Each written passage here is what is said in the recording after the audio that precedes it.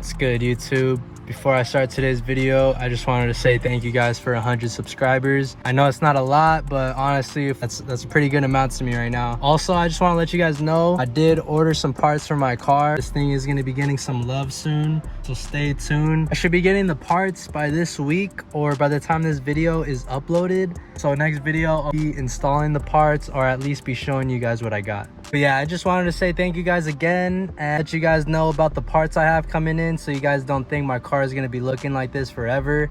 But let's jump into today's video. On today's video, I'm pretty much going to be talking about if buying a 350Z is worth it in 2023 or basically 2024 coming up soon. I'm going to be giving you guys obviously my personal opinion, but also just a generalized opinion, just to give you guys a biased side and then an unbiased side of this car. There's a lot of different types of car people out there. Just because I might think that this car is worth it for me may not be worth it for you. So obviously this is the 2008 350Z, so it does have the HR, which is way better than the DE model. Coming from a 2016 MX-5, which was my previous car, this engine feels more than enough for me. It's powerful and it just feels like a really solid rear-wheel drive Japanese sports car. Like I said, I came from a 2016 MX-5. Even though I'm still new to this power, others might not be satisfied with the output. Just because in today's world,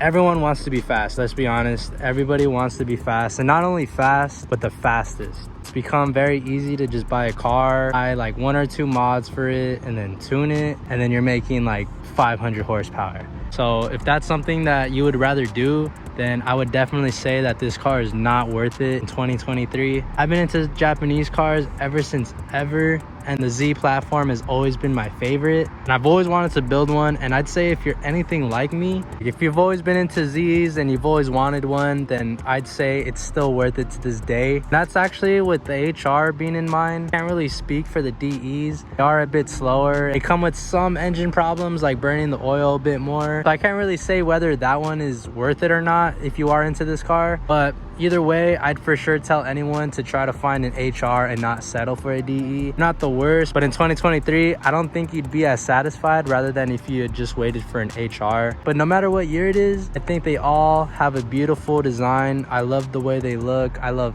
every angle of them. In my opinion, I think this would be a good first car for any type of project or show car or drift car. Honestly, it would even be good enough to be a daily. At the end of the day, it really just depends on what type of person you are and what your goals are. If you just really want to be fast and you just want to be the fastest person out there, especially in 2023, I would say look at other cars.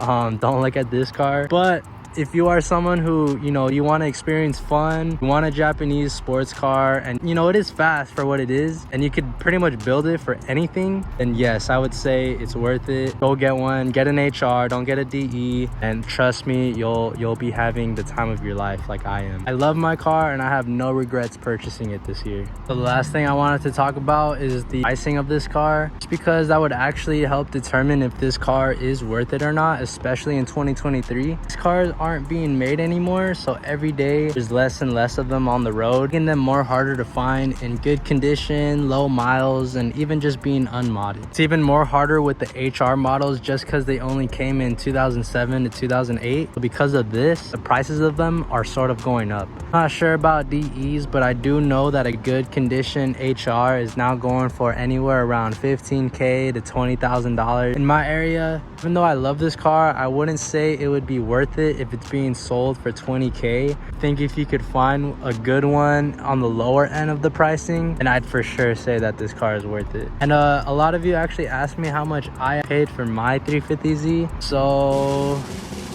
actually got mine for $15K. This car was in good condition when I bought it, relatively low miles. Thought it was worth it.